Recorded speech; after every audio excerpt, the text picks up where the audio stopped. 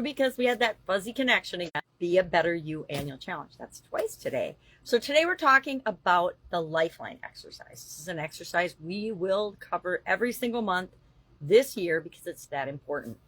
It's a way of looking at the different area of our life, specifically with respect to the area that we're focusing on for the month. So this month we're focusing on finances. So we're going to look at our lifeline, the events of our life, and the impact that it had on our financial health, our financial well-being. And how we do a lifeline is just like a timeline in school. We put the date of the first event. I usually put when I was born, 1960. Yep, that old. And then I draw a straight line across to the right, and then I end it. I don't end it, right? Because I don't know when I'm going to leave the planet. So I put an arrow, and then I've obviously used this cardboard handout for several years, since actually 2020, 2021. And so I just keep adding years onto it. I didn't even add them for a couple of years, but now I'm like, okay, I should probably add years and continue. So just make a straight line. And then you just start writing down on the bottom key events in your life.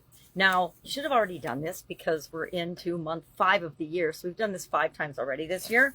But if you haven't, start today. If you're just joining us, start today and create your own personal timeline. Remember, up to wars or leading up to, like, the world wars, especially, I remember in school, we had timelines. And so you see all the events that supposedly led up to and triggered that war. I say supposedly now because everything that we've ever learned and ever known is kind of up for grabs right now, because we're not sure what's the truth and what's not the truth anymore. But a lot of it's the truth and a weird interpretation of what happened in facts and things. So how do we separate what really happened versus what we just think happened? And that is part of today's discussion, because I've noticed a couple things by doing this lifeline exercise all the time. So what we're going to do is we're going to look at these key events and we're going to say, okay, well, what was the impact financially of me being born? Well, nothing for me, but it cost my parents a lot of money, right? But we're going to look at each of the key events and we're just going to ask ourselves, what was the impact financially of that occurrence? There are key occurrences in my life that I clearly know had a huge positive or negative impact on my finances. One was when I first started working and earning money of my own. Those were huge, powerful, impactful influences on me, and positive with respect to finances and money. But then I had bad things happen, like I had a bad business partner. I had a bad experience. I followed some of the wrong opportunities for me. I got divorced. Divorce is really expensive, so make sure you choose your partner wisely. That's one of my aha moments. And another is, and that's why I like to do this, because every time I do this exercise, I see a connection, I see a link, I see a belief or a thought or a feeling or a lesson learned because it was a mistake I made by not considering something I could have or should have considered at the time.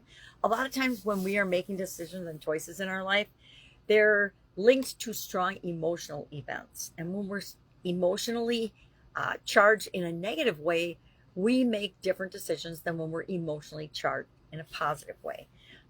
But some ahas that I have found are hindsight's 2020. I can look back on these events and I can think and say, oh, I shoulda, coulda, woulda, but I didn't. And that was part of the lesson I needed to learn. But hindsight's 2020. We can see things looking back on our life and on different events and say, oh my God, why did I ever make that decision? Why did I ever choose that investment? Why did I ever get involved in network marketing? Yep, that would be one I'd be like, what a waste of time. I mean, I learned a lot from a personal development standpoint, but otherwise, so there's always benefits to everything, right? But otherwise, lots of years, lots of money, lots of energy put into something that didn't give me the payoff that I had wanted or expected. And then perception of events in our life, our thoughts, feelings, beliefs, and conclusions that we draw from those events changes over time. As a 65-year-old woman, I look back on some of the events earlier in my life that I thought were absolutely the end of the world, right? And I think, oh my God, it was just a little teeny blip in my own personal timeline.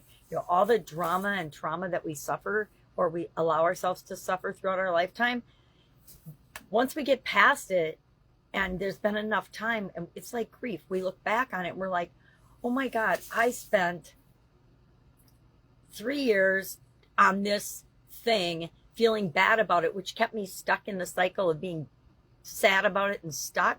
When if I would have just decided at the time, okay, yep, that just happened. What's next?